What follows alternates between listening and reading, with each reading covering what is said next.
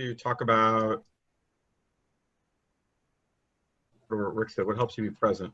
So I want you to go to the Poll Everywhere link that's in the chat. And I want you to tell us what helps you be present.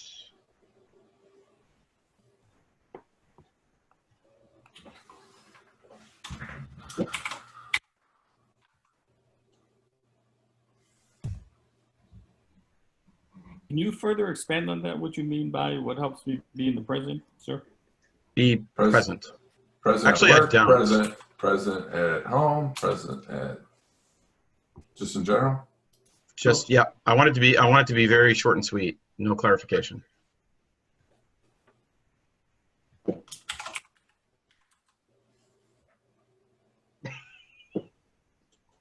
We do more than one response.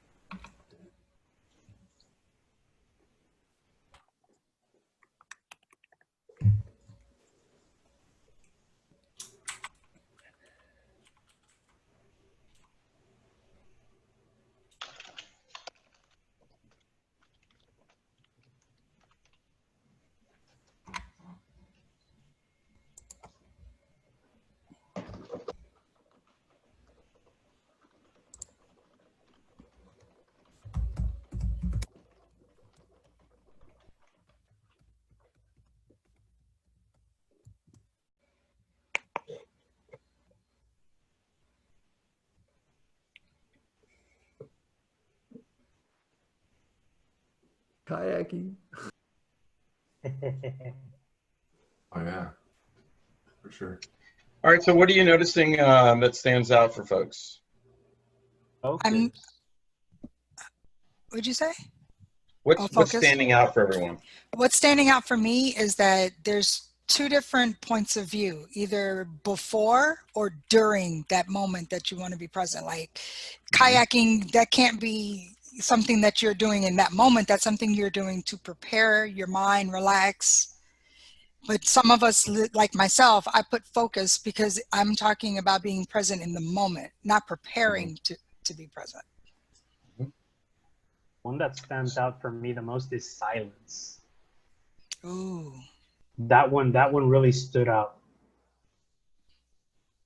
And it didn't get a lot of repetitions on it. It's not that big.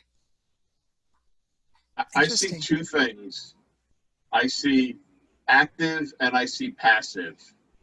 There's disconnecting, that's kind of, being passive or not involved. And then I see things like focus or happening. So there seems to be two different views here. People feel being present by either being active or being not active. So I see two sides of this discussion. Yes.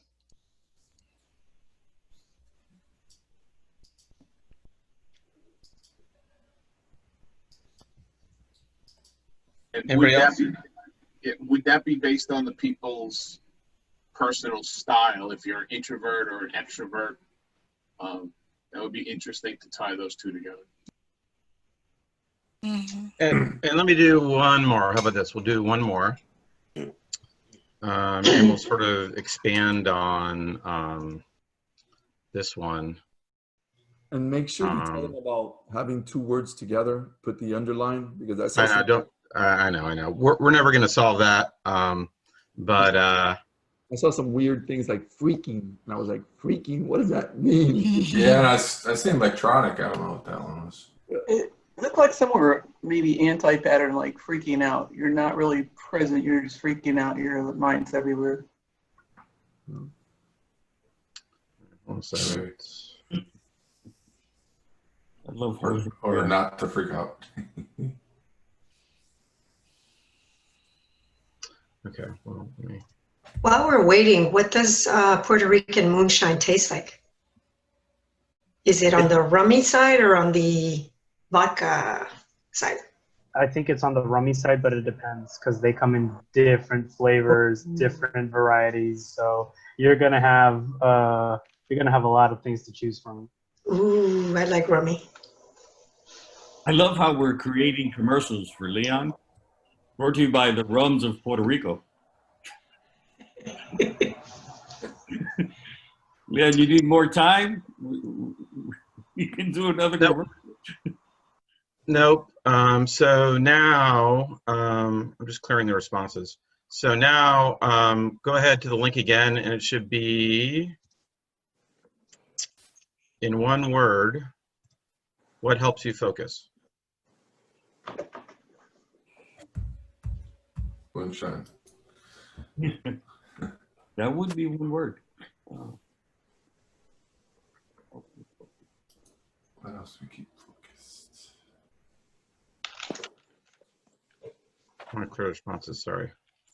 I'm clearing responses again because some got caught up. Tell us when you're ready, though. Just let us know. Yeah, in one word. So this is in one word. I'm clearing responses again because people are typing whole paragraphs and it just clutters up. And I'll say it again. So this is in one word. That means one, uno, itchy, eins, Aideen. Well, no.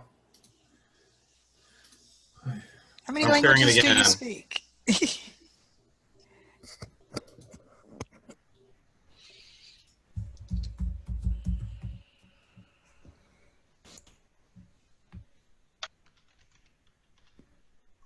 All right, this is better. No, I get and think for a moment every day. Keep on going around.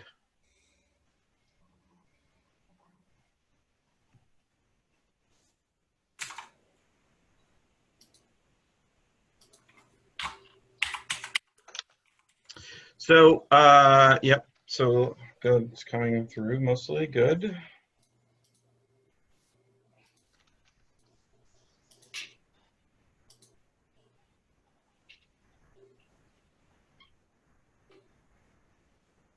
Focus is a Scrum value.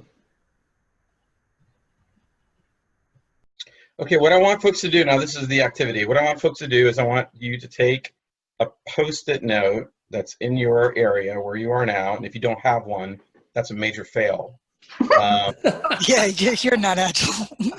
And Take your I agile. want you to write down on a Sharpie, because if you don't have a Sharpie and a Post-it by you, that's a double fail. And I want you to write down one of the words there that resonates with you, and I want you to put it up in your area permanently. You know, That you can see it. you know, it's funny, Leon, I don't have any Post-its. Well, that's just a temporary issue for you. Epic fail.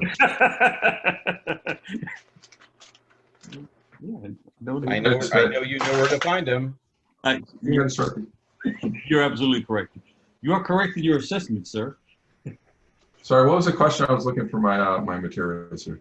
So I need you to grab a Sharpie and a Post-it and write Got it. down one of the items there that helps you focus, and then put it Okay. up permanently in your area. Okay. Let's see.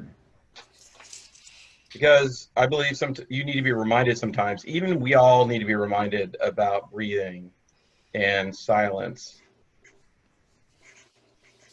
Can we double click on breathing? I hate that double click thing that we're all talking about now. I'm hating it. So can we dive deeper about breathing, or can we unpack? go deeper? Yeah, can we unpack it? No, we're not unpacking anything. You don't like that either? Nope, I'm tired of that. So no double clicking, no unpacking. How about let's talk more about breathing? How about let's talk about the different things that you might have a purpose in focusing on, right? So breathing could be because you want to meditate. So you're going to use breathing to meditate. If you need to do work, it might be something totally different. Yeah. Right. I think that you can point. kind of branch out. Like you could take your word, whatever word you picked, and branch that out anywhere in personal, career, wherever. Your family, you can branch that out anywhere. All right. So did everybody complete the activity that I asked? See, Yes. Oh, absolutely. Okay. All right. So so that is our gift to you. And then what I'd like to do next weekend. Leon, but I still think from a breathing perspective, I don't want to double click on it, but I do want to share, like, is it the act of just taking a deep breath? Is that what you call breathing? Is it kind of listening to your breath? Is it about having a rhythm when you breathe? Is it slowing your I mean, I'm trying to get deep into that to understand, and understand maybe meditation takes you to level. I got you. So There's more than one approach. Yeah. So Rick, take a deep breath. All right. So what did you get out of your breathing right there? I think it allows me to breathe even better afterward, because I got that inhale and exhale. It kind of now calmed me down a little bit from that deep inhale and deep exhale. Okay. Like another person let's all take a deep breath.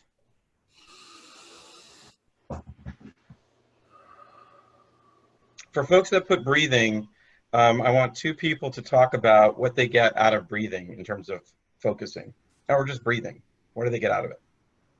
So Leon, for me, I think it forces, what I end up doing is force my brain to focus on the breath. So if I was concerned about something else before, or I was overwhelmed trying to figure it out, that moment, it takes me away and says, okay, this is all just about my inhale, my exhale, inhale, exhale.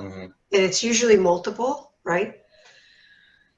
And it takes you away, and then all of a sudden when you come back, you're in a different state of mind to handle whatever stressor I had prior to doing that.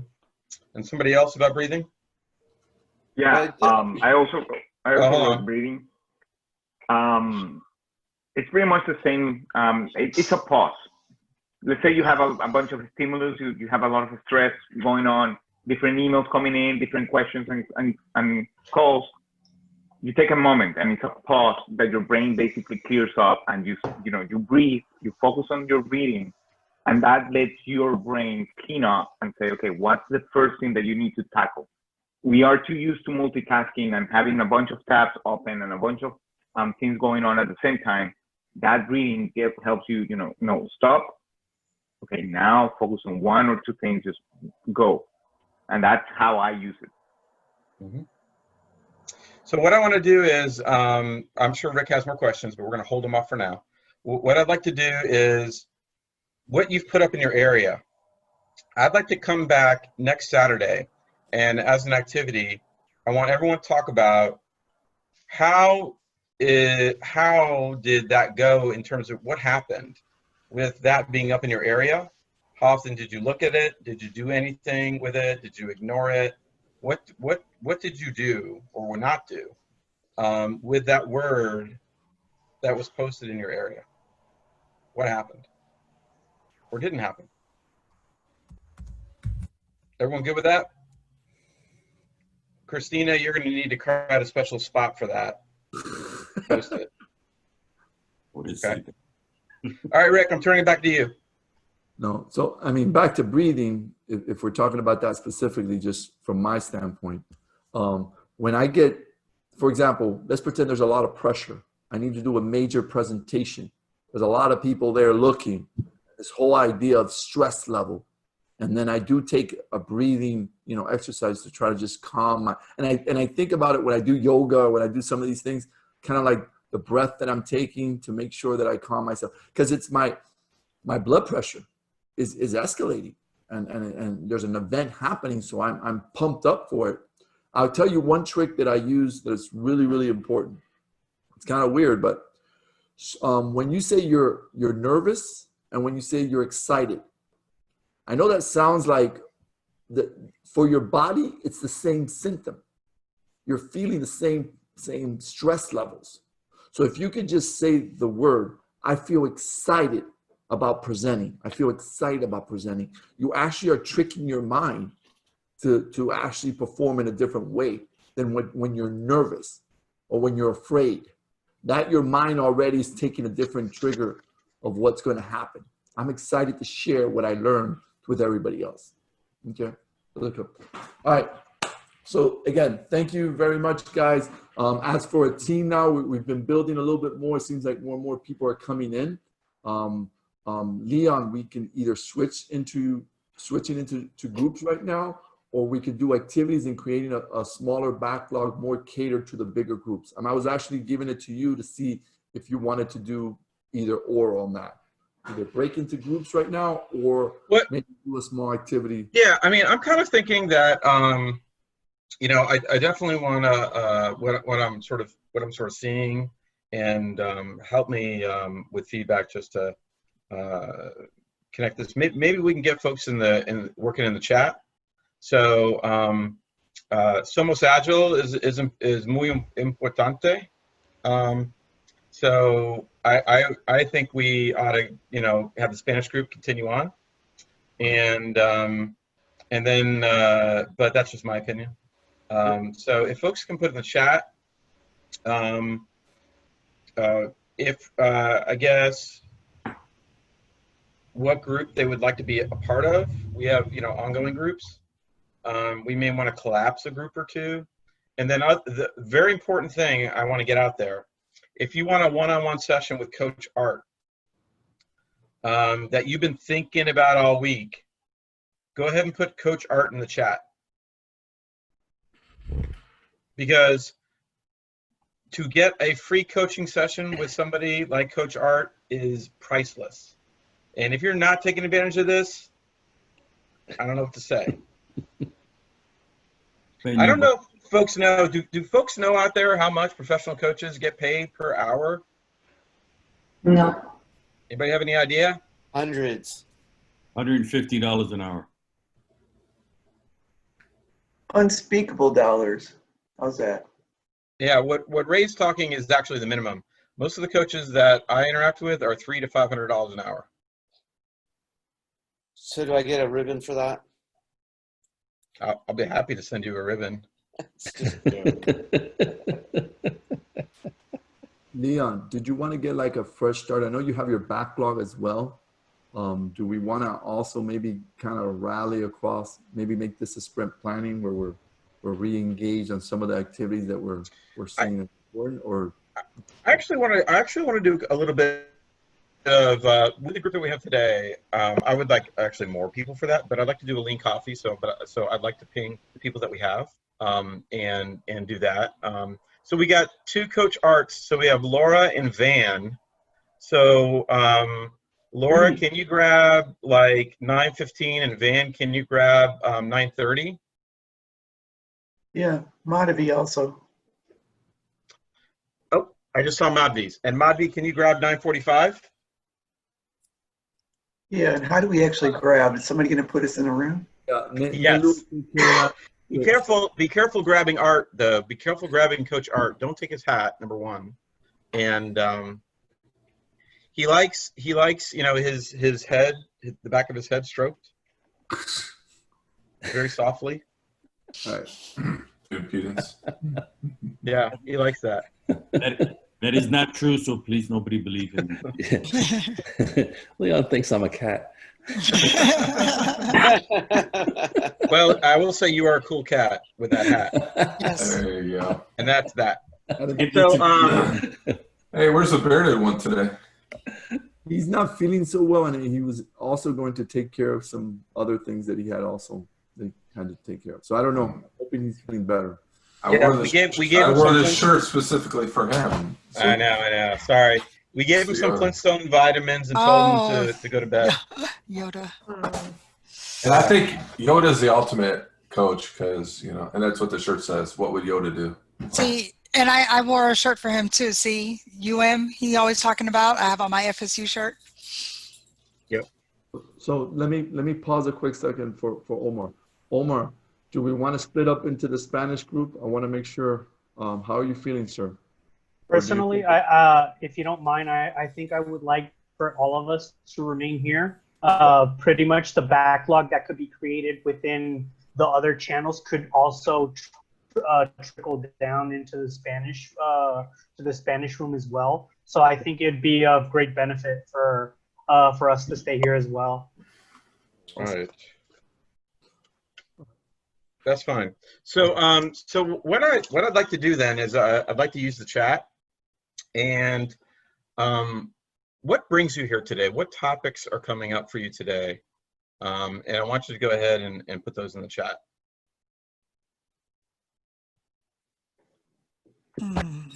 We talked about breathing. We talked about focus. It's you guys. That's what brings me here. What's bringing you here?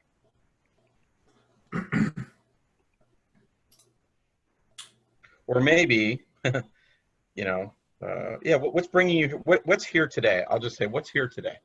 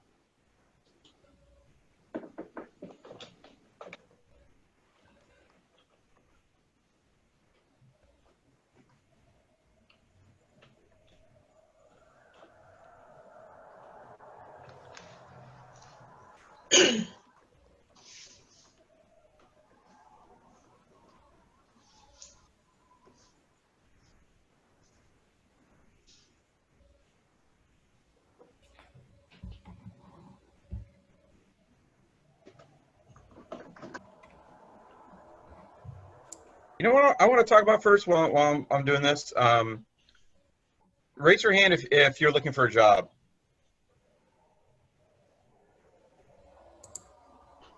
Okay. So how many of you are on Indeed? How many of you are on, you know, Dice? I got Scrum Master jobs coming in, Agile Coach jobs coming in. Everybody getting that? Any product owner ones by any chance? Not a moment. So in Tampa, I got an Agile Coach at Kforce. Kforce is looking for Agile Coach. Looks like this is for US. Agile Coach at Sacksoft, SAKSOFT. It's remote, 100% remote. That means even Sarah can do this.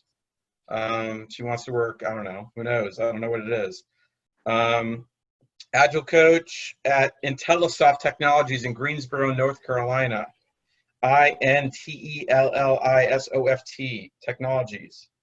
So that's good, either Greensboro or remote. Okay. Also, Procom in Irving, Texas, PROCOM. Does not go by the book, in quotes. They want an Agile Coach that does not go by the book. Oh, that's me.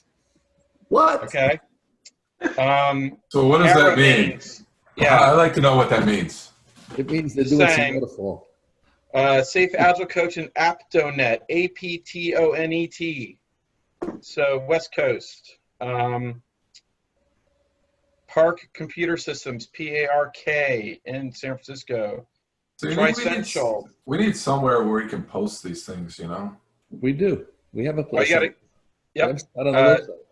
Tri-Central in Rochester, Minnesota, TRISSENTIAL. Remote Agile Coach. Leon, what are you reading from right now? This one is Indeed. Yeah, because I'm on Indeed also. before it's dice. Government CIO is looking for a program manager, agile coach. Government CIO, all one word. Moorcraft Systems in New York looking for a Scrum Master, MOORE. Computing Concepts looking for a Scrum Master in FinTech. E-Tech, ETEK, IT is looking for an agile coach in Greensboro. That could have been that one. Kanban Agile Team Coach. Oh, wow. Computer Enterprises in New York. I like that one. Me There you too. go, You're not going to see that one, by the way, very often. Yep. You're Okay. right. Pittsburgh Scrum Master, Impact Consulting Solutions. So if you're looking for a job, you should be applying to that today. There's a Apply, safe apply, agile apply. coach out there too.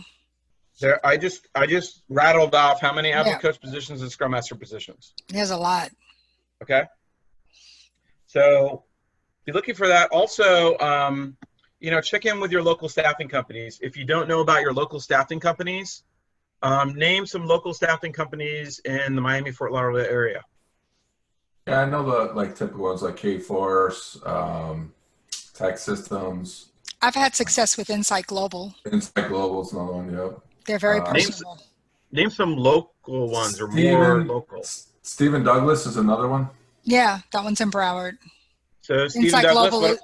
Insight Global is also Broward, but they service all 3 counties. But they're based Signature. Yeah, Signature. Signature, Tech Systems, and Kforce are also local. Yep. Okay. So what was that first one, Joe, that you mentioned? Kforce. Yeah, but I got good recruiters at these. So if you guys want, just reach out to me. I have some recruiters too. Kforce and not Kforce, Tech Systems and Insight Global. I was with Insight Global for a very long time. I even know an account manager. Yeah. If you have specific people, please let me know. Okay, I'll ping you. Thank you. Yeah, I have a really good account manager. He's good. Do we know anybody that's hiring? So the next one I would say is, do we know right now of anybody that's at their current job? Do we know anybody that's hiring? My company's hiring, but they're hiring for developers and tech leads and architects and that kind of stuff. Yeah. What I've been finding on a lot of it is new development's kind of on the back burner right now.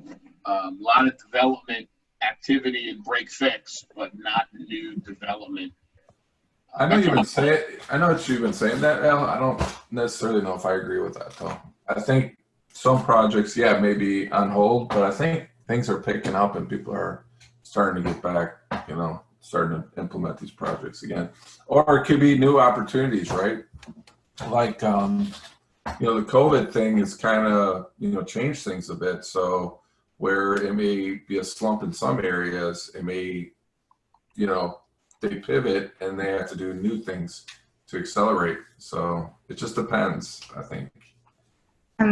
At least here in Europe, they are hiring a lot for organizational changes since since the industry here, at least in Germany and in France, the industry completely changed and shifted from diesel to hybrid and so on. So they are doing a complete shift of the business models, and they are really searching on digital transformation experts, organization change, and on all this stuff, and Scrum, Agile, and Lean mantras. Yeah, they are research, but the problem is that the concurrence is really high. You really need to be creative, and you really have to have really strong skills because the market, there are many people, so you really have to be.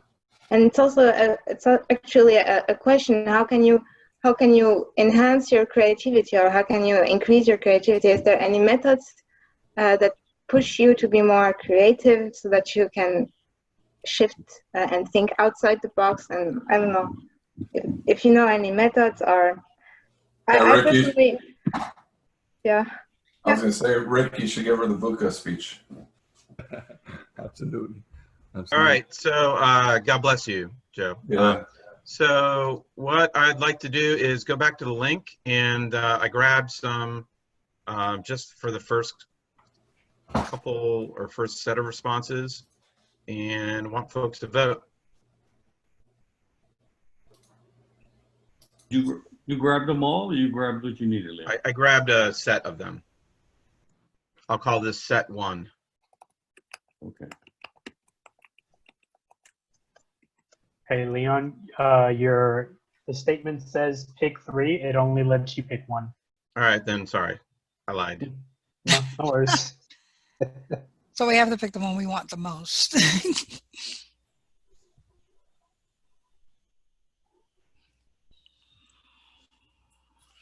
I always forget which one lets you pick multiple responses, and so there's a couple of one of these activities that only let you pick one, and then there's some that let you pick multiple.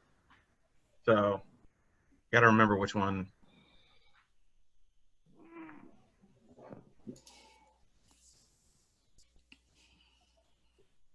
So there's no way to change it right now, right? You can't go in there and modify while they're doing that. Right? It's fine. Nobody picks staying agile. We don't want to stay agile. But again, they're picking against the other ones, right? So Yeah. Agile leadership is killing it. Yep. All right, I've seen enough. Let's do agile leadership. So what I would like you to do is post in the chat. If I were to just ask you basically, what's agile leadership? Post in the chat what you think agile leadership is.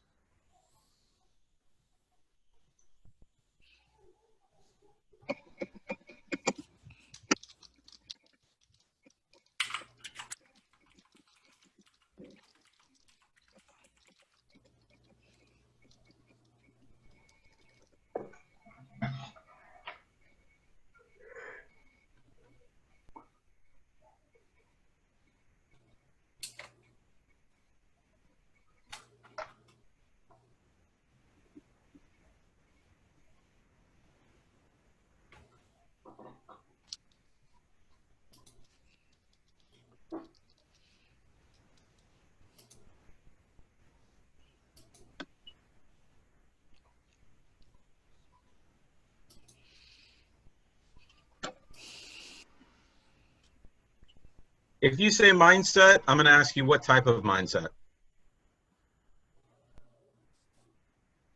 So if you wrote mindset, please expand on that.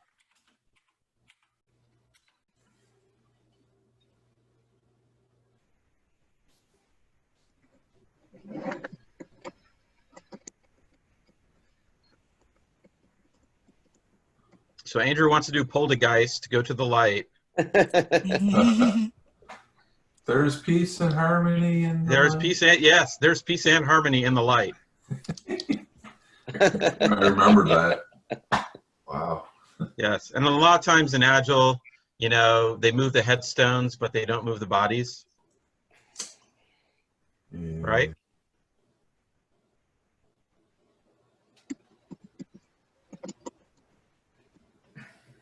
I'm waiting for Victoria. And I'm thinking, because there's so many, like... You're overthinking. Just stop it. You're overthinking. Just Stop. You know me too well. Stop. Come on. Put it in. You know me too well. I'm sorry. I do. We're not going to start until I get Victoria's. Fine. Just put it in. Just saying. I'm going to go with the first one that I erased. How about that? There you go. Now if I could spell it right. You don't have to worry about spelling. There's no. You should think about like your first response. Start going with, and then track it. If it's right or wrong, then you can start building up confidence that your first thought could be the best one. All right. So I got a mindset of adaptability, leading by example, delivering immediate business needs. Capital A mindset. Developing others, motivating with actions, facilitating agile principles, listening, observation, going to light, leadership via the values and principles, adding value through the agile process, growth mindset, serving the team to adopt agile, open and agent for change, adjusting plans, reacting to changes, mindset of adapting to awareness of the situation, culture, and personal. Mindset of adaptability, providing feedback that helps people grow. Everyone can be a leader. So for folks that, so what I'd like for folks to do next is to pick something that somebody else wrote that resonated with you and tell me why. Open and agent for change. And so what does that mean to you? That means that you are somebody who is willing, who is open to receive different types of recommendations or feedback from different people. You are willing to try something out and to implement different changes to see if that benefits you or your teams. Given that I'm thinking this from a leadership perspective, also that you're not afraid of change because you know that it could lead to looking for different ways on how to not do something, but it could lead you at the same time finding better ways on how to execute on things. Okay, we have someone else tell me about another offering that resonated with you that wasn't yours. So it was repeated multiple times about mindset of adaptability, because that's really what it is. I remember one meeting, there was a whole bunch of things coming up for the Agile leadership thing, and Rick was like, you know, so how do we want to approach this? How are we going to do it? And I just said, we're Agile, we'll figure it out. And really that's what it is, figuring it out and then executing. Let me have one more person, and I want to talk about, so we want to talk about the Cal in a second a little bit on this, but let me have one more person with an offering that resonated with you that wasn't yours.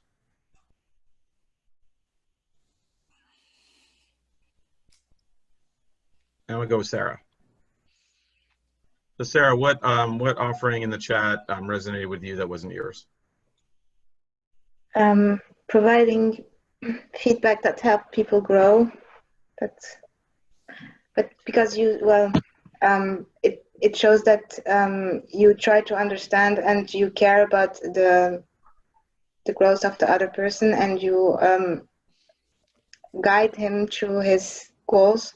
That's also an agile way. Sorry, because I think it's part of the agile methodology that you create more quicker feedbacks and you react to them. Oh, that's. Thank you. So who's here in the Cal class? Raise your hand. Yeah, those of us helping with the Cal, yeah. Taking the Cal class is helping with the Cal class. What are you saying? Which helping with the Cal class? We haven't had the class I'll be more specific. yet. I'll be more specific. Who is on the Cal channel on Slack? How about that? That's really specific, Rick. Okay. So what I'd love is for, because that's a certified Agile leadership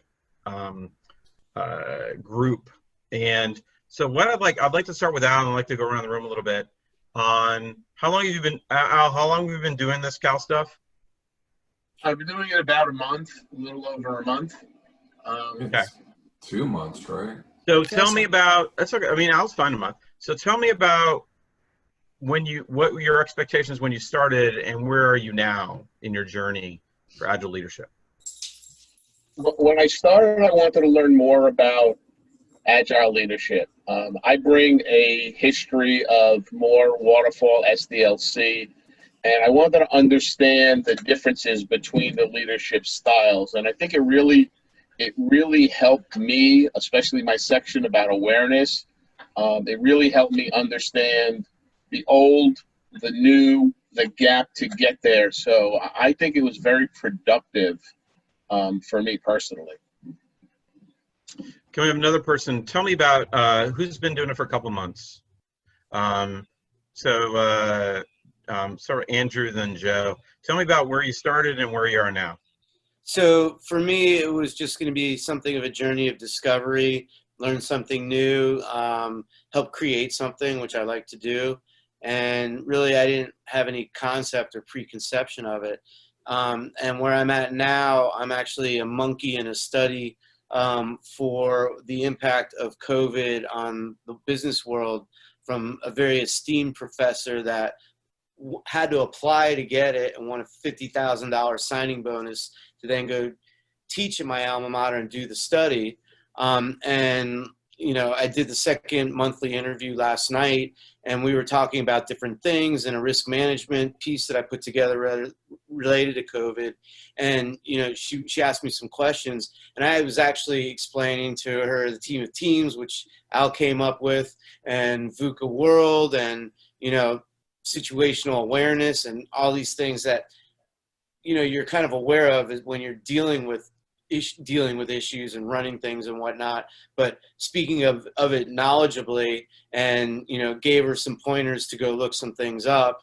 And I'm hoping that she shows up. I was hoping she'd show up today, but I knew it was short notice, but she may show up on the Wednesday meeting. And here's an esteemed professor that I was actually teaching stuff to. So that was kind of interesting. And Joe?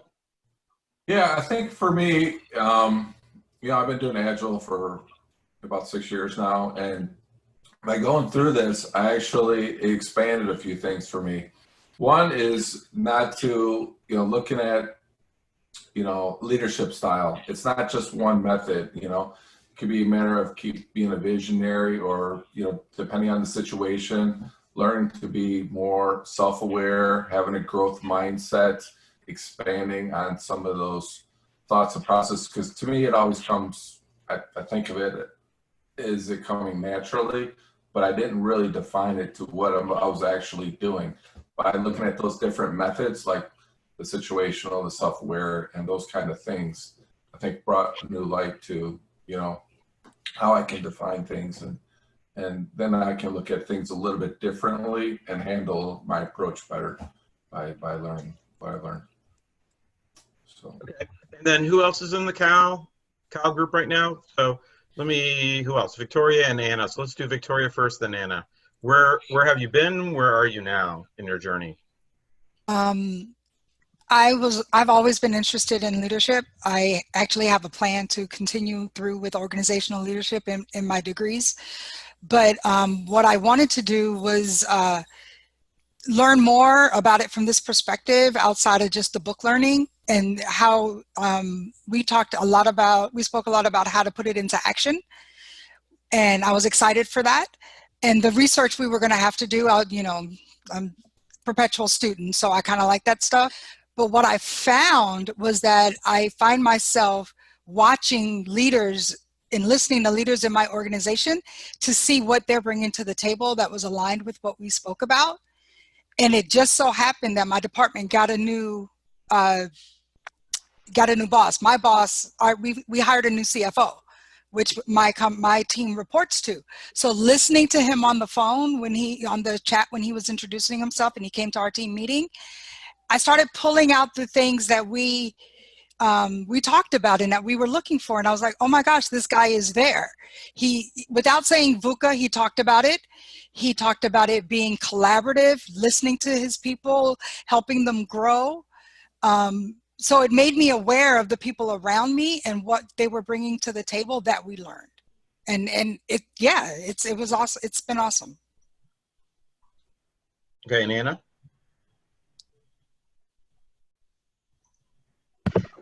Yes, well, for me, it was an opportunity to work with other, you know, people with an Agile mindset and learn more about the Agile leadership in general. And specifically the section that we had was on growth mindset and feedback, right? So just how having that belief that you can change, that you can improve, how can that impact you so deeply?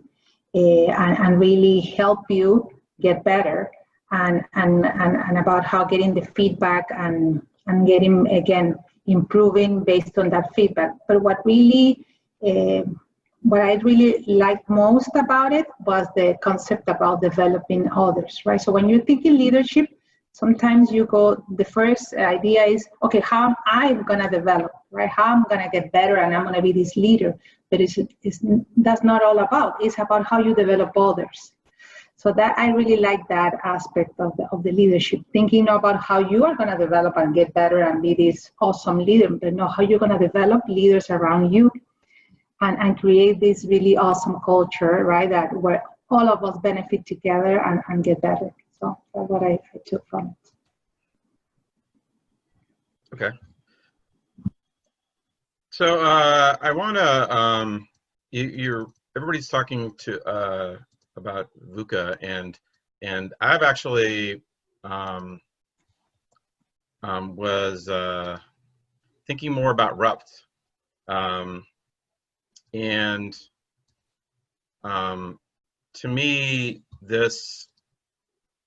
all this whole pandemic world has gotten me thinking about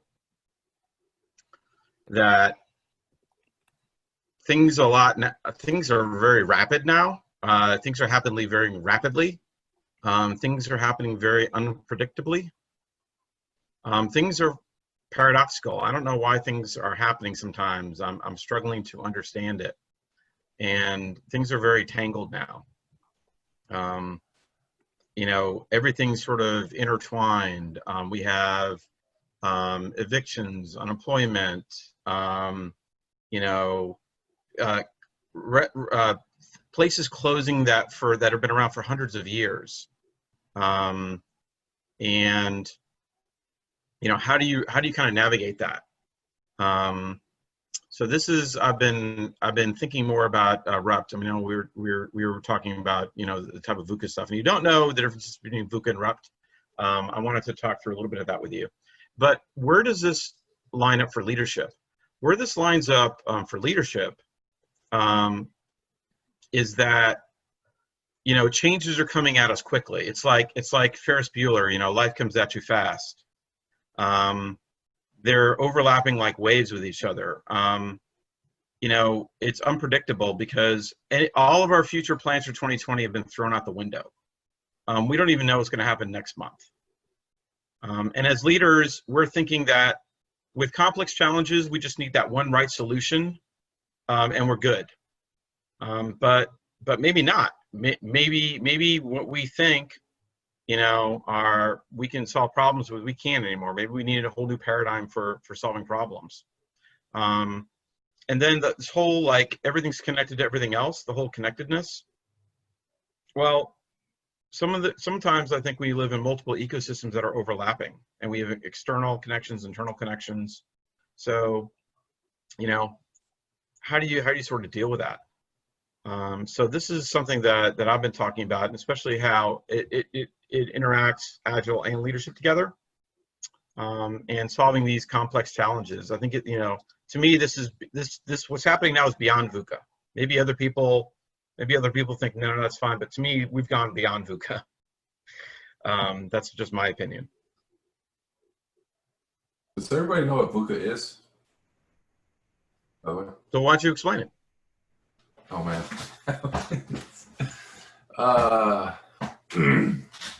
Put on the spot. Well, you asked. Volatility. Yes. Uncertainty. Complexity. Assumption. Complexity. And what's the last one? Ambiguity. Ambiguity. Yeah. So here's what I would say with this. Thank you, Rick. Yeah. Yeah, exactly. So, but when we're thinking about this, though, you know, at least in my mind, it's, and I actually, I like what Rick had there. One of the things I think about, though, is, so that's great, but like, what do you do with that? And I like this quadrant that I use. Let me make it bigger. I don't know if it's what you do with it, or it's more like, I think the question is, what kind of world are we living in, and is it getting, you know, is it getting more complex? Is, you know, just where is the trend going to? And this is more of a realization for leaders, because the first thing you do as a coach is you can't just say, hey, you need to be an Agile leader. That's not how it works. You got to say, look, the world is changing, and what happened, you know, it's a lot faster, and you're going to have to find a different method that just traditional doesn't work. That old traditional way of doing things in today's world just won't like, and it's going to get a lot worse. It's going to get a lot faster, and things are going to change even quicker. So how are you going to deal with that? That's that And first. that's where I was going. We're up with rapid and unpredictable. So this is how I think about VUCA, where on the x-axis, it's how much do you know about the situation? How much do you know about your context? Mm-hmm. And then on the y-axis is that how well can you predict the outcome of your actions? And you use that x and y axis, those questions, in a VUCA context. And the more you know about the situation, it will improve any type of changes to volatility or uncertainty. In other words, the more you know, the less uncertainty. How well you can predict it could lower your complexity or and lower your ambiguity. So it's thinking about that in these contexts. And again, the key question is, how much do you know about the situation? And then how well can you predict? To me, on the pandemic, it's like I'm 0 on both. We're still figuring out, like, wow, you're in for COVID, 3 months is all you get. That's all you have antibodies for, and after 3 months you can get it. We're hearing it's being spread airborne, so we're learning about COVID every day, and then we don't know what's going to be. We can't predict the outcome of what actions we're going to take. So this is what we're thinking about. How do you operate personally in a VUCA world, and then how does organizations or leaders operate in a VUCA world? That's what we're talking about. Yes. So so those are two things I think that as a takeaway. So I'm giving you all homework. So what I'd like folks to do, besides the sticky that you're gonna bring back next weekend, I'd like you to do, my request is for you to do some homework on VUCA and RUPT and kind of the compare contrast, and what do you think is appropriate now? Like what would align to what's happening now? We were talking about VUCA before COVID.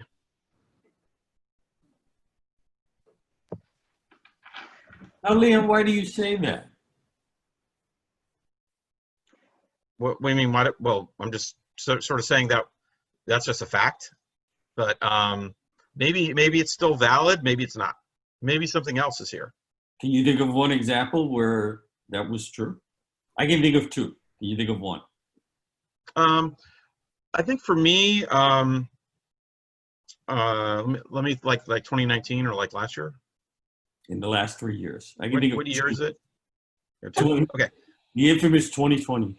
2020 is just, I don't know what to say about 2020. I'll talk about 2019. I think for me, like 2019,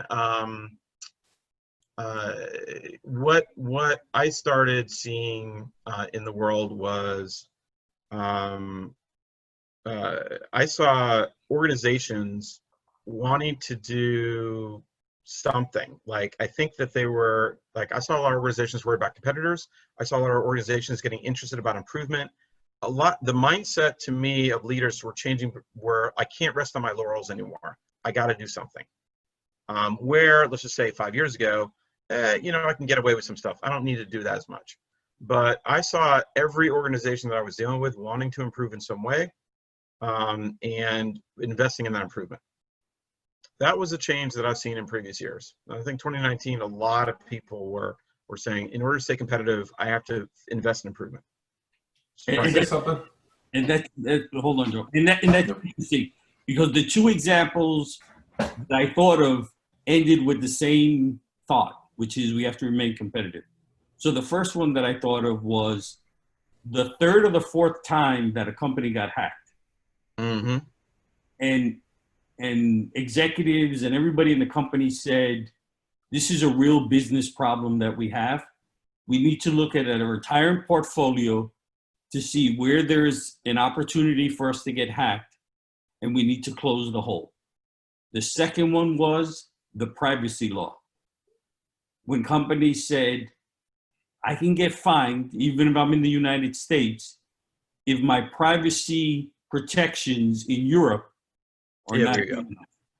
And again, they had to examine all their portfolios, and they needed to rethink how they did some things. They needed to rethink how they protected people's privacy. Yeah. They needed to rethink the information they collected, and not telling the person who they collected it from that they did that, which changed the whole landscape of how you build applications and some of the protections you need to build into them.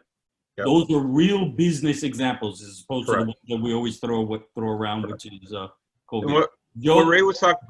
Yeah, Joe, I know how to question. Yeah, but in those cases, in both cases, people or companies were being reactive, right? Something had happened, and then that triggered them to respond to that. But there's other type of companies like Amazon that are not reactive. They are opening, they're breaking barriers, right? They're creating things that we never thought possible. Right? They're innovating. They're not reacting. They are creating things that we never thought could be done. And those are the companies that now they're so agile, right? That they are ahead of the game, so ahead, right? That we don't even think what they have in store for us. So those are the companies that are thriving, that they really understood that the times that we're living are so unpredictable, so VUCA, right? That they need to be ahead of the game and thinking about the future all the time. And I don't think a lot of companies have realized that, right? The game has changed, right? This year, 2020, was COVID. What's going to be next year? We don't know. And until we realize that, and we really change our mindset, we're going to always be behind, trying to catch up. And forget about competitors. I mean, you have to be thinking about the future and realize the times are different. I don't think most companies have realized that. Well, and not only companies, people in general. But you know, Anna, when I think of a company, I don't think of Amazon as much as I think of Apple. Or Apple, yeah, there's a couple out there, yes. Okay. Mm-hmm. A company who took Motorola's idea of a cell phone, because Motorola was the one that came up with a cell phone, and said, we can change the way we communicate, and we can change the way we do business. Think of all the apps that you use on your phone to conduct business. So Amazon is not the first one I think of. The first one I think of is Apple, only because where they position themselves in the timeline of companies. Sorry, Joe wanted to say something, and we can't get more. Well, Anna kind of stole a little bit of my thunder because I was kind of leading what she was saying. But the point that I wanted to make about Amazon was, because we were talking about a little bit about competitors, they don't necessarily look at their competitors. What they thrive on, or what they focus on, is delighting customers. So they focus everything on customers, and by that they blow everyone else out of the water. And then going back to your point, Leon, with Apple, that's a good point. But think about in the early days what Microsoft did, how they stole stuff from Apple and from Xerox, and well, they're still stealing. But what I want to say is, what I want to say about Amazon, what I'm super impressed with is that besides delighting customers, Joe, where you're exactly right, they care about customers. They care about the customer experience. Where I've been very impressed with Amazon is every time they ran into a technical problem or a cost, what Bezos has done is basically said, I want you to create a revenue center out of it. So where they were running into a lot of costs and shipping, they created Amazon Prime. So they're actually getting revenue for shipping costs. So now it's a revenue center. And we're looking at revenue and cost. So they're actually making more money from Prime and eliminating their shipping costs and creating additional revenue. When they were running into building infrastructure quickly and they couldn't do it, and they came up with automation their own, they said, why can't we sell this? So now all of their IT costs, IT used to be, IT's not a revenue center, it's cost. In every organization, not Amazon, it's a revenue center. So it's generating more income in their IT cost centers than cost. So in every case, he's saying, for every cost we have, I want you to make it a revenue center. And that's innovative to me. No one's doing that. couple different points I want to make too, adding on to your point, Leon. One, I just read today where like a lot of these retail stores like JCPenney and all these big department stores are closing down. Well, guess what? Amazon is going to move into them and use them for fulfillment centers. The other thing I wanted to mention too is when they were, building out the technology that they needed, they created AWS. So now they created this whole cloud thing, and everybody's using them for cloud services. So now they originally did it to support their business, but now they got a whole nother business from it. Not to mention the certifications in AWS that they get paid for too. Putting it out there like that and people using it, now they can bank off of the classes and the certifications. This is why Jeff Bezos is the richest man in the world. Yeah, but what is it that took Amazon to be that way, right? So they realized, right, the type of world we're living in, and they accept it, right? I think most companies have not accepted that fact. So they're still stuck in the old age. No, this is how we do it, and we're gonna study our competitors. No, forget about it. That's gone. That's from the past. You have to change your mindset and accept the reality that we're living on, and really change the culture and how you approach. Great point. To be fair, I think Amazon didn't have to do a whole lot because of the situation. Like everything was shut down. So what are you going to turn to? Order it online through Amazon. No, but even before this year, right? It's not something that just happened this year. They've been building up on to be in this cutting edge innovation. It's been something that they built years. The growth this year is for Amazon has been quite a bit. So yeah, but now Target delivers more. Everybody delivers now. So, but they have to deliver. Yeah, right they now, have to stay in business. Yeah, because look at what Amazon is doing to undercut the post office. Depending if you're stateside and you live close to a warehouse, Amazon will deliver it themselves instead of sending it through any other way. So and Amazon has been data centric. Now to Ray, who mentioned Apple has not technically been data centric. They have said, this is what we think the client wants, and this is what we're going to give them. So differently to when you look at the Amazon viewpoint that they rely on data, specifically from customer side or IT side, Apple is, this is what we think you want, and this is what we're going to give you. So it's two different approaches, of which, incredibly so, two different approaches that have been massively successful. Because Amazon, irrelevantly of Jeff Bezos, who's rich as hell, but if you look at Apple itself, we're talking about it's a very strong brand that people would want it just because it's Apple and they know it works. Yeah, and both of them are all about making sure the best experience for the customer. That's right. Correct. So, I want to say one thing, and then I want to go to sort of talk about the future. But in beautiful Lutz, where I live, Amazon is building a 77,000 foot warehouse, 77,000 feet, just down the street, and they're going to be delivering locally. So there's big controversy about Amazon handing off the post office for the last mile. And of course, there are a lot of delays with the post office right now. So Bezos right now wants to get rid of all that. So Amazon is going to be delivering at some point 100% not even using the post office. And it'll start, it's already happening now. So they can deliver, they'll be delivering to everyone, everywhere. That's what's going to happen next. And they're going to take advantage of what's going on in the post office for this.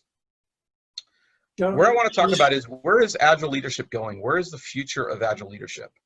So I want you to take a minute, think about where's the future of Agile leadership, given what we've talked about, given where we were, where we've been, given where we kind of are now in the present. We talked about being present today. Now, where are we going with Agile leadership in the future? And I want you to think about it for a minute and then go ahead and post in the chat. Where do you think we're going with Agile leadership in the future?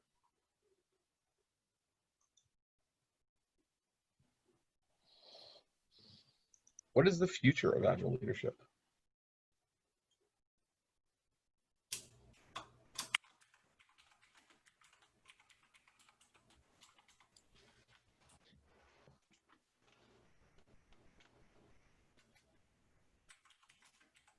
I gotta get another pina colada, so I'll be right back. If you like pina coladas and pouring rain, something.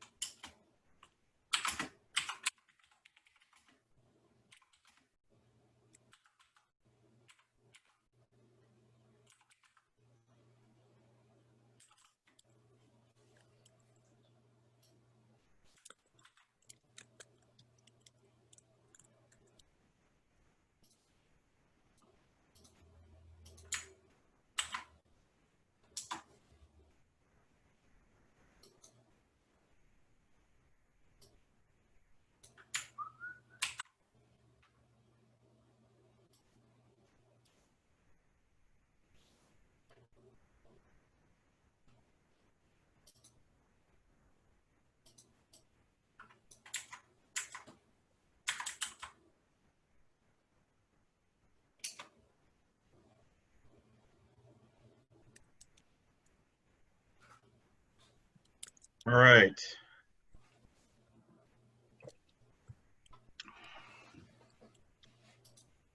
Oh, Omar, sorry, Omar, that's a cop out. I'm not letting you get away with that. That's lame. I'm not. It's not a cop out. It's not a cop out. I live that specific thing every day. No, not buying it. So I need you to dig deeper. Okay, I'll accept that. Fine. I need you to dig deeper. Is that a cat? You know, in fairness to his response, I didn't read. I read that as the future is more about acceptance and understanding its place as opposed to a cop-out. Thank you, Ray. Ray, you are the Omar whisperer.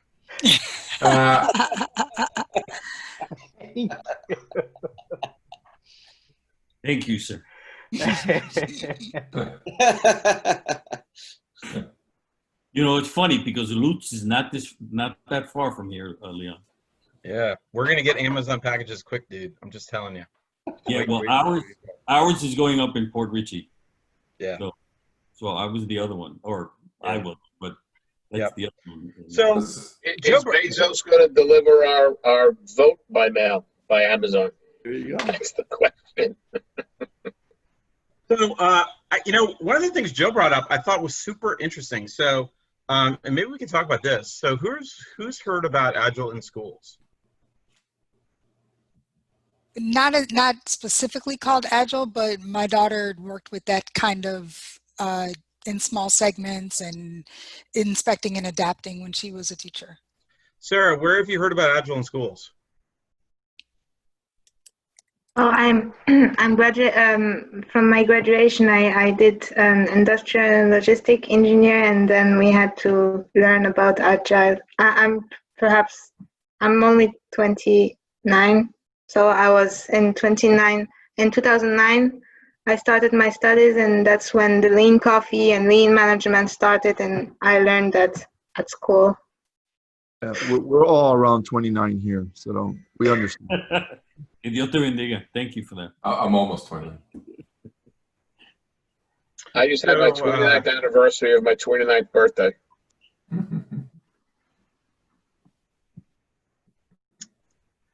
Yes. Who else has heard about Agile in schools?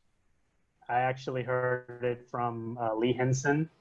that he actually implemented the use of Scrum in specific schools for underprivileged neighborhoods, in the sense that they were their goal was to look and create certain school programs that would most benefit the school system, dependent on the location of where the city was located. Meaning, depending on what the jobs around were, they were basing teachings and how to give those teachings using student input and teacher input as well. So let me tell you about a friend of mine. And actually, I think this is now 5 years ago at Scrum Gathering in Orlando. So a friend of mine has been trying to grow Agile in schools, and just they're not getting anywhere. And they actually created a manifesto at the for Agile in schools at the Scrum Gathering in Orlando. It was 2016, maybe 2015, wasn't sure, maybe earlier, I don't know. Years go by. But he's grown this now. What's interesting about Agile in schools is, where do you think demand for Agile in schools is in the world today? Increasing. Like more geography. Oh, online. So, well, maybe in this of course pandemic, what he's been doing is literally flying overseas to Switzerland, to Germany, to Sweden. European countries are interested in this. Very little in America. It is growing in America a little bit, but with our education system, may not support this in our structure. But in Europe, they love this. So you're seeing Agile in schools in Europe like crazy, and so he's flying over there for that.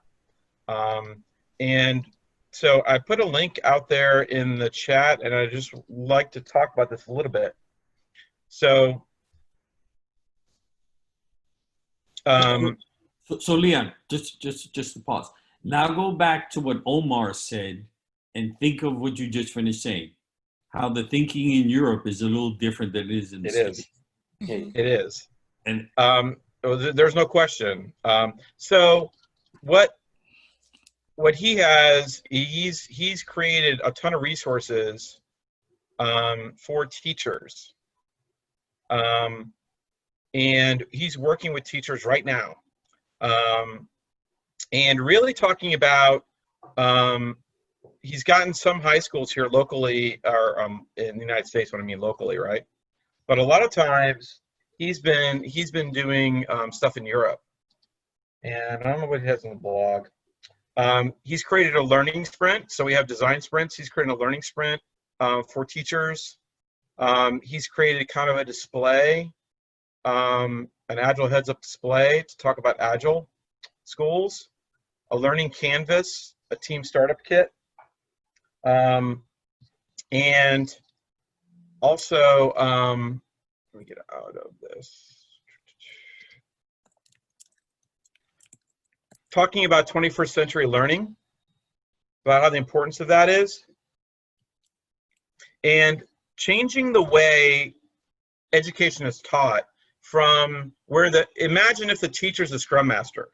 That's the whole paradigm shift. The teacher is a Scrum Master and facilitating the learning for the students, where it's student driven. And he's created a ton of resources for teachers in doing this, including a learning agreement and all of this. And so he's working with teachers every day to create an Agile learning environment where the teacher is the Scrum Master and the children are the product owner and team and stakeholders. They're receiving that. And so the teacher is just a facilitator. I'm interested in being a product owner. I mean, a student's being product owner. That's a collective, yes, exactly. They're a collective product owner, but they're also receiving the product too, right? So where do the parents fit in all that? What do you think the parents are? I think the parents would be, the customers, and I guess could influence the product. Are they? They may be more Joe stakeholders. not necessarily the recipient of But they're going to be interested in the education of their students, right? So a stakeholder. They're a stakeholder. But yeah, they're stakeholders, sponsors. Sponsors, if they're really into it, they're sponsoring it. They could be, right, if they're paying for it, right, and they're paying for it in some way. But what we've done as parents in education in America, at least, is that we've subcontracted the education of our kids to somebody else. Yeah. That's what a lot of us have done. Some haven't, some homeschool, but essentially that's the contract we've made, is that we're subcontracting the education delivery to somebody else. And why is it working better in European countries versus the States? Who can tell me that? Mine better. Sarah. Think about forward-looking vision and response to the pandemic in parallel. Yeah. Yeah. Forward thinking, Well, preparation. I don't know how it is in America. That's why I cannot compare. Oh. I have All you no. have to do is look at the bell charts for the response to COVID. Art, you were going to say something? Yeah, Europe has a more practical approach to education, right? So if you take, the German model or French models, or where they say, let's find out what it is that these kids are interested in and what their capabilities are. Mm-hmm. And then let's educate them for something that they're going to actually do for a living and be good at. And there's no shame in wanting to be a mechanic. You can be a good mechanic and you can make really good money at it, right? And so in Europe, they'll educate you for that. They're not going to say, you got to go to college and you got to learn 17th century French literature. Right. Yeah. Right. And they put education as a priority. When I lived in Germany, I saw that the kids were in school year round. And it was free, and you, like, to Art's point, they came out of it with a trade. One of my German friends, she had a marketing certificate before she got out of high school and went to university. They really value it. I love the whole idea of Agile in classrooms, and I think we need to, in the U.S., get more of that. How much homework is given in America versus the rest of the world? Well, Sarah, Too how much. homework? You're talking Too about. much. I'm going to guess a fifth. But think about, I know in China, they're doing homework nonstop.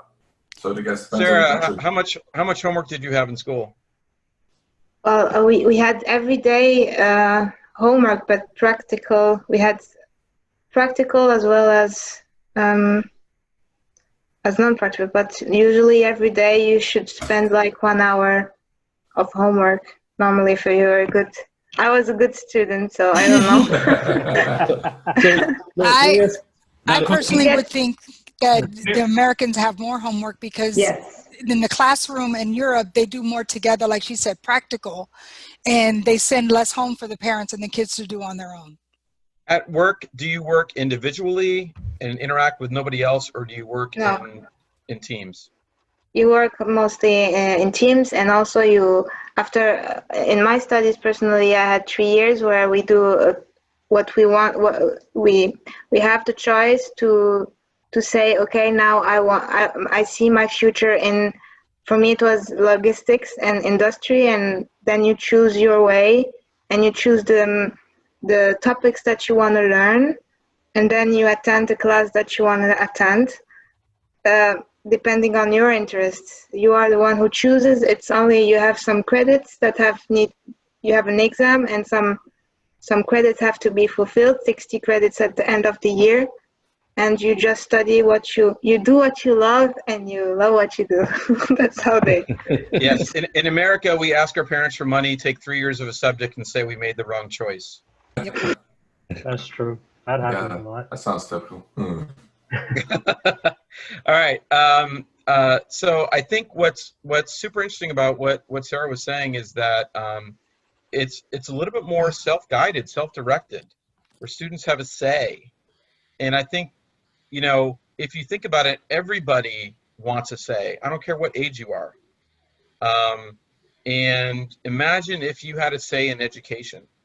Imagine if you had a say in what to learn. imagine if you were working in teams, because what if we simulated the workplace of how you work? Would kids get more used to working in teams, working with other people? To your point, Leon, I think that's why boot camps, especially development boot camps, have been so successful, because they're just focusing on that specific thing, on what the student wants to learn. In this case, they challenge you to practice and to see how real world it's going to be once you get to the job market. So I think that to your point, that's why development boot camps and boot camps specific to any other industry have been successful throughout these years. Okay, other thoughts about Agile in education?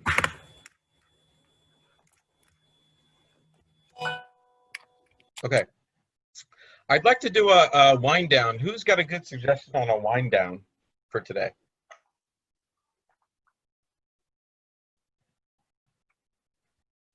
Okay. If not, who hung out with Coach Art today? I want to hear not all the personal details, but I want to hear, Laura, how was Coach Art? Wow, he took me back in time to a class he and I attended together, and he gave me system modeling homework, which is good. What's system modeling homework for the uninitiated? You draw out your problems and try to figure out if there's a direct impact between one node and another, one part of the problem and another. Like if you get bonuses for the wrong reasons, it's going to throw everything all off. Try to figure out. In my case, it's not bonuses, but they might be indirectly related. So sort of like mind mapping kind of thing? Kind of. Got it. I'm imagining Back to the Future where like Coach Art is Christopher Lloyd and Laura is like Michelle McFly, and Michelle McFly. He's taking her back to the future. That's what I'm imagining right here. So I guess it was, what is it, 88 gigahertz or whatever. Great Scott. You got all the movie quotes today. Yeah. All right, so somebody else had Coach Art. Who had Coach Art at 9:30? So I had Coach Art at 9:30. So first thing is, congratulate me, please. I received a job offer yesterday and accepted. Congratulations. Go, man. Thank you, thank you. Where at? Tell us the details. So I'll be working as a iteration manager for Magellan Health. Iteration manager. That's an interesting name. Yeah, yeah. What does that mean? It means you don't have to deal with Scrum or Kanban. They just call it iteration, or it could be safe, but where you're not dealing with a sprint and that confuses people with Kanban teams. Exactly. That's the line I'm going to use. So when I went to the session with Art, the question I had for Art was, Art, if you were going to write a blog or an article, I'd like for it to be titled, "I have a job in Agile, now what?" You know, how do I start? What do you start with? And Art was able to give me a lot of great suggestions, great ideas. You know, what questions to ask, what things that I should identify, how far along are they in the process. Sounds like a topic for our forum. I'm sorry, what's that? No, I'm saying it sounds like a good topic for our forum on the TE website, because I think that would be a good topic to talk about. Yeah, exactly. You know, some of the articles I've read in the past have been things like, you know, asking your hiring manager, what's your expectation 30, 60, and 90 days? Yeah. You know, what does success look like for me the first 6 months? Mm-hmm. And you know, once you define those types of things, then you're able to make sure that you hit those as a target. Awesome.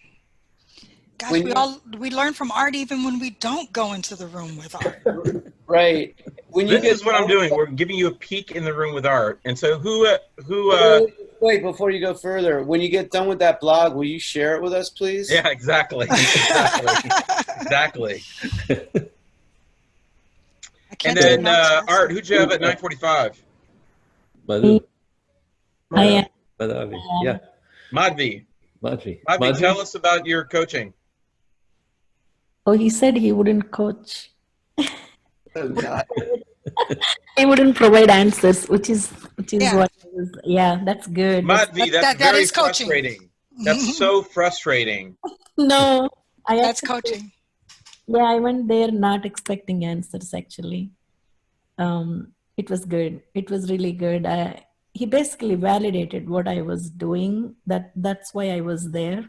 I wanted to make sure that if I'm traversing in the right direction in some of the approaches that I'm taking to work with a new team, working with them in an agile manner. They don't have experience in agile before. And also some of the senior leadership challenges that I have to go through to be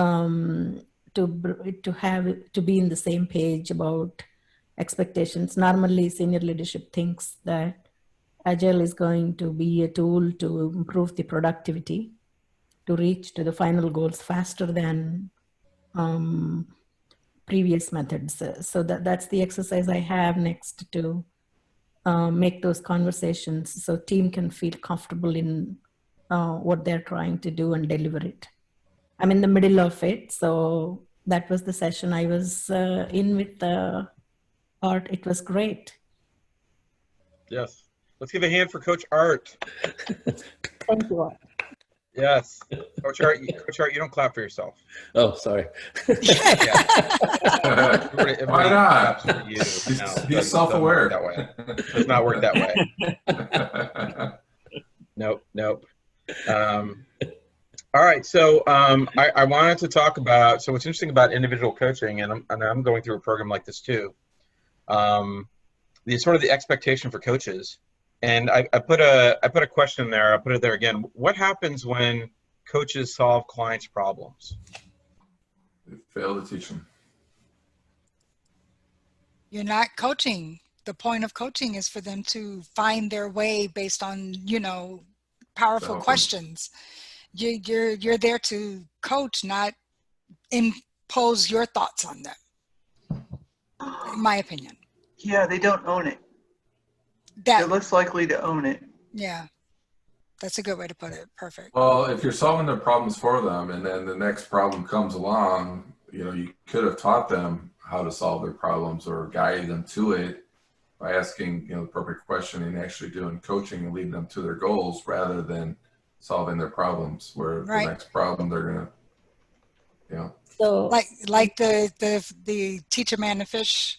Right. That's exactly what I just put in the chat. Did you? Madhvi, you were going to say something? Yeah, I think Victoria caught the word that I was going to say. It's an experience that now I learn music with the teacher. He told me something that's going to really be same concept here. Being an adult, learning music is a very challenge.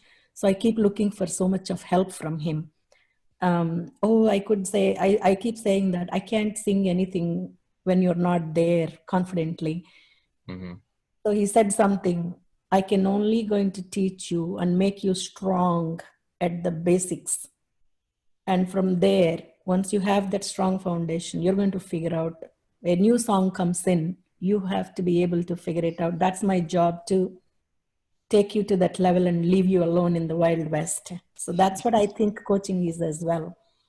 You just give that foundation. You don't solve the problems for them. You just, take them in the path that they could slowly solve for themselves and they can face any new problem later on so they can implement it. So what I find is that there are, it's interesting. In the leadership class, we talk about situational awareness.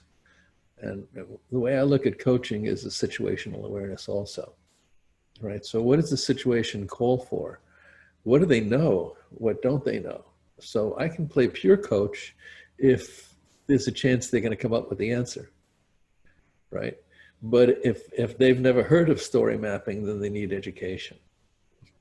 they need a clue, but you can't just tell them to do it, right? You have to first make sure that they want the answer, right? So you're not solving it for them. You're working together with them to come up with the solution. So it depends on the situation, how far you can go with peer coaching. So one of the things I like to share with you is an experience that I had with one of the leaders who's running a town hall meeting, right? And I've been trying to coach them to step away, to start, being more strategic, decentralized decision making, all those great things you try to do as a leader. But you could see the passion of him enjoying what he's doing. He's facilitating, he's telling them to do things. He loves what he does. He actually has a big passion and people like him and all that stuff. But he's not being smart to take him to the next level. It's creating a dependency, a father figure dependencies. But it's a great feeling for him. You could see it in his eyes. You could see the people enjoying it. How do you coach them to step back a little bit and start allowing other people? I wish that leaders would have a mentality of saying, I need to work myself out of a job. Like if they had that in their mind, and every time they're, of course, like Art said, you're there first. Do you need information or motivation, right? But once you start, you should be backing up. You should allow other people to have that interaction. And that's a tough call. It's a tough call because you get very excited. You want to give them the solution.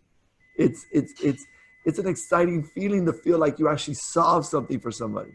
Yeah. For you to get to the next level of that and saying, the bigger problem is how do they teach that person how to fish? Just like you just mentioned right now. How do you teach them how to teach others how to fish? That'd be the next level of that. But it's a tough call.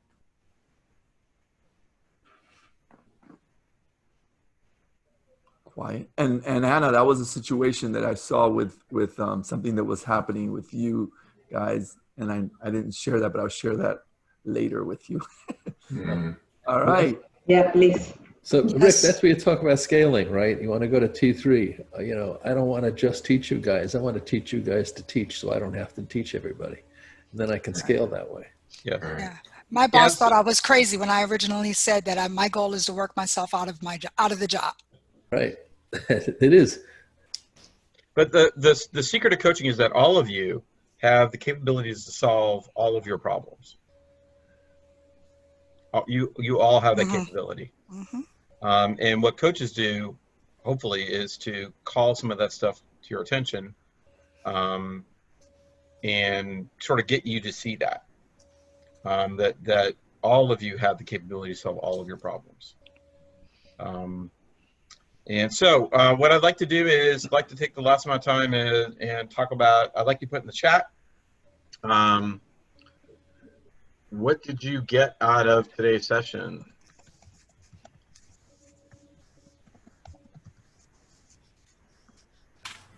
And take a deep breath before you put something in the chat.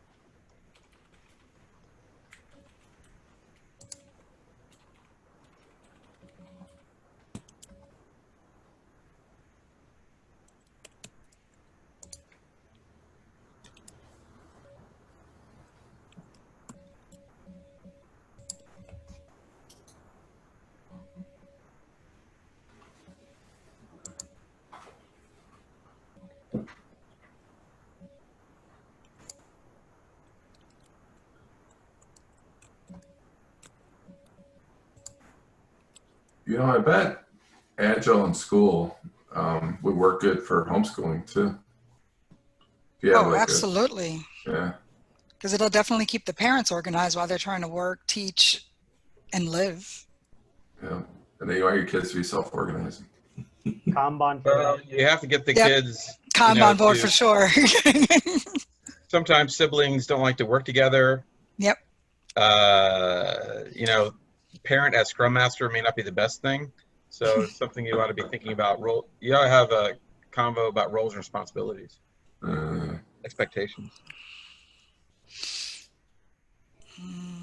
So yeah, maybe Kanban would be better. Kanban's always better. Oh, I did not we know. discovered something, did we? There's Wait, Kanban's another always one. better. What was the discovery? I have to represent Marcelo. Kanban's always better. I'm gonna take that Kanban class with you, Rick. Kanban for kids. Kanban works with kids. It's like cars for kids, but it's Kanban for kids. Less irritating.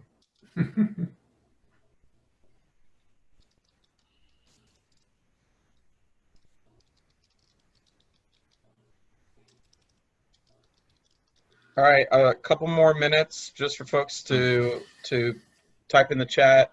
What did you get out of this session?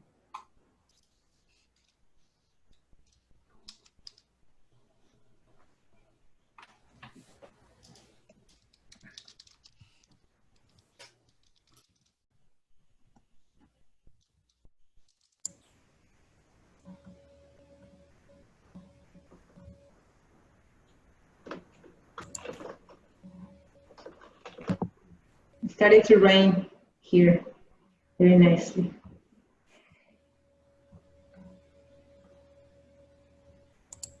Sunny over here. Yeah, the sun's bright and sunny. Must just be over your house, Anna. What's going on? Yeah. Black cloud. The grass needed it, so it's welcomed.